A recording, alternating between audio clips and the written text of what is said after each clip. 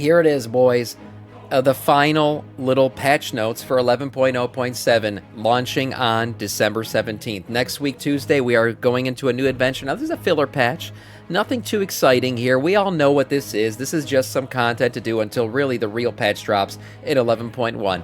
But let's review some of this stuff because they added a few things in these new patch notes here. So let's go through it all. We got the new zone, the Siren Isles. We know the story behind this place. The Kaltirans were mining this zone for quite a little while and then all of a sudden disappeared. There's some little crystal, just the tip now, just the tip of the crystal. It seems to be attracting everybody. The goblins are hearing a call. The Arathi people are hearing a call. And now we are hearing the call of the Siren Isles. We'll venture out there, do our quests, do our things, and get the new Circe's butt plug. I'm sorry, the Circe's circlet. That's what it is, the Circe's circlet. We're going to get that thing, put it on our fingers, and start to level that baby up. Oh, what is interrupting the news for what? It's another giveaway, the final giveaway of 2024 from your man, the man of the people, Samiccus. I'm giving away $100 in BNET balance. All you have to do is enter my stream, 10 a.m. Eastern Time, Monday through Friday. Watch 1 hour of this shitty stream, and all these items you've seen on your screen now could be yours with the $100. 1 hour, one measly hour is all it'll take, and every hour beyond that is another entry. So get in here and get cracking. Now, interestingly enough, you will not be able to level it up as quickly as you want. We're going to talk a little bit about that. I didn't know, but this thing's time-gated, guys. Unfortunately, it is time-gated, and we'll talk a little bit about that. There are going to be singing citrines. Those are the things that you're going to get, the little crystals you're going to get to sock it into this thing and make it a little bit stronger here and there. Now, these things, originally, they were kind of hitting like a limp noodle. Blizzard's buffing them. They buffed them recently. They're still not the best yet, but they will be eventually. Blizzard wants to make this, as they said before, a best-in-slot item, not only for this patch, but for the rest of the expansion. So they're certainly going to buff this thing out just a little bit more, and we'll see how those buffs look out. I'll be updating you guys as those things come. Anyways, here we go. The Urn, the Crackling New Wing. You can get this new mount. Of course, it's not new. It was here since Mists of Pandaria, but it was never put into the game. You'll be able to get this thing by, believe doing a bunch of achievements and stuff like that. Earning the mount will be a thing. Getting the ability to fly will also be a thing on this island. You will eventually earn the ability to fly by doing a bunch of stuff. You'll only be able to fly when the storm is not active, though. When the storm is active, no one will be able to fly, so that's an interesting one. We'll see how that plays out. There are certain quests that you're going to want to do when the storm is in fact live. Now, moving on to the time-gated stuff I talked about. So, you're going to get this new ring. You're going to level it up. It's going to level up an item level up to 639, I believe will be the cap, but you're going to have to take it week by week. They're going to drip feed you these quests. So week 1, you're going to get a quest. Week 2, you're going to get a few more. Week 3, 4, 5, up to 6 weeks. Now, if you miss a week, it's okay. They promise that you're going to be able to do multiple weeks if you miss a week to catch up.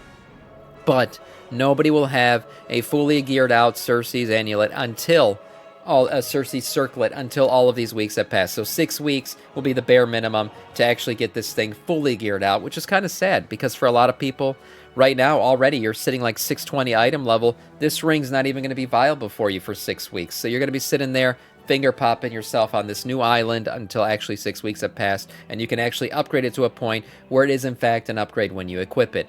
Moving on to other things, the adventures. Yes, there'll be new adventures here, new quests, new dailies to do. Some new public events. You'll be able to contribute to stuff. Go in, do these public events once they're unlocked. Enough contributions have been made. Kind of like the seeds, if you remember, maybe like the seed events and stuff like that back in the Emerald Dream. Whatever it is, you contribute to it. When you contribute to it, you'll also get some better loot, that kind of stuff. So it does incentivize you to contribute to it. And once it is unlocked, you can go do the event with everybody else. 639 rings. Yeah, that's what it'll be. New quests. This is probably the most interesting thing to me that we'll be doing here. Once this goes live, the first thing I want to do is the new Dalaran epilogue. We'll be exploring the fate of the current tour when you dig deeper into the aftermath of Dalaran's fall. In this epilogue questline in the War Within, the current tour must confront their past mistakes and decide on the future course of their people. Maybe rebuild Dalaran again. Maybe rebuild Dalaran in the old crater, which I've been asking for quite a while. I don't want another flying city. I want Dalaran to land back in its crater and be recreated in its full glory, the giant Dalaran that is told in the fables, of World of Warcraft. It's actually much bigger than the flying city that we've got, and that's what I want to see. So we'll see if the magicians out there can go ahead and rebuild this thing. And then we got Lingering Shadows. This is a prologue into the Undermined content update. Ooh, a little bit of foreshadowing. Continue the story of the War Within and uncover a familiar face in the darkness. Oh, who could that be? Are we talking about Xalatath? I don't think so. Maybe we're talking about Gallywix. Who knows? Who knows? Maybe some other goblin characters or something else. But we're going to meet a familiar face. Could even be the Horanir chick that we keep talking to, the Horanir girl. She's a part of the quest log. I know that from some of the preview little images we've seen from Blizzard. So we'll see if that's the one that they're talking about, that familiar face. If you want to be a half-elf, half-human, you know, you fell in love, you went to Pound Town with an elf, and here you go. Now you got pointy ears. You can go ahead and do that as well. That'll be a new customizable option for you if you want to be a half-elf, half-human, like all the current Arathi are in the game. Cross-faction queuing. This is a big one. I forgot that we were going to get this, but yes, it is coming finally. If you group up with Horde Alliance and you just have that one more slot that you need filled, maybe it's a healer, maybe it's a tank, or it could be a DPS, I guess, you'll finally be able to actually enter a queue with a cross-faction group to backfill the group, which is great. That's good to see. This is something that's been needed in the game for quite a while since cross-faction was unlocked. This has always been kind of a hindrance and a hurdle to it that we've seen. So, this is good. I'm happy that this is coming in with 11.0.7. Sire Niall's notes updates, other things, a turbulent timeways return, and all hands on deck, a Plunderstorm surge. That's right, January 14th, not next week, but January 14th, Plunderstorm returns. You'll be able to get the previous items, the new items, and every item you've ever desired for your pirate, butt pirate desires or pirate desires, whatever that might be. Moving on to just some other final notes here. Characters, we're getting a bunch of racial updates. Don't forget, yes, a bunch of Blizzard's going racist. They're going ahead and they're updating all these different racial abilities because they think some races right now are better than others. So you can go ahead and check all these out. There's a bunch of patch notes here on how these things are going to be. All in all, we reviewed a bunch of these. I can tell you, High Mountain Tauren, amazing tanks. That's how they've been for quite a while, and they're only going to get better with this. I mean, it's a good time to be a High Mountain Tauren. Of course, you got a bunch of other things. I think Mechanomes have always been great. They're not getting an update here. Neither are Dwarves, but Gift of the Naru also getting a nice little update here. Nightborn, things like that. So go through these. Check them out. I linked it in the chat. You guys can see which race you want to be for the coming patches. Creatures and NPCs getting some updates. Dungeons and raids, cross-faction groups. We just talked about that. Now the itemization.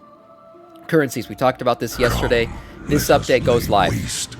Great Scott. Great Scott. Are we going back to the future? Thank you so much for the follow. Welcome to our Scourge. Items. Yes, the currencies are changing. This is going live next week. I know we talked about it for Season 2. Really, this is a Season 2 update, but it's coming in next week. So from now on, starting next Tuesday, your Valor Stones, Crests, and Gold will scale with your Keystone. That's right. And if you don't finish the Keystone, you only lose 4 Crests based on the cap that you would have gotten had you completed it, up to plus 12. So if you're doing some big keys here, plus 12 keys, you're getting actually 20 crests, I believe, was a scale up. So that's a lot of crests. You'll be able to gear out much quicker, fill out your stuff. So everything is going to be, cap item level, except your Annulet, or your Circe's Circlet or whatever, because you got to wait 6 weeks to get that one upgraded. But these are nice changes. We talked about these yesterday. Great stuff to see from Blizzard. I'm glad they're listening to this stuff. We actually wanted to see this. And this makes, doing Mythic Plus a little bit more rewarding than current plus 8 delves, which really is better than a plus 6 at this point. Some PvP updates.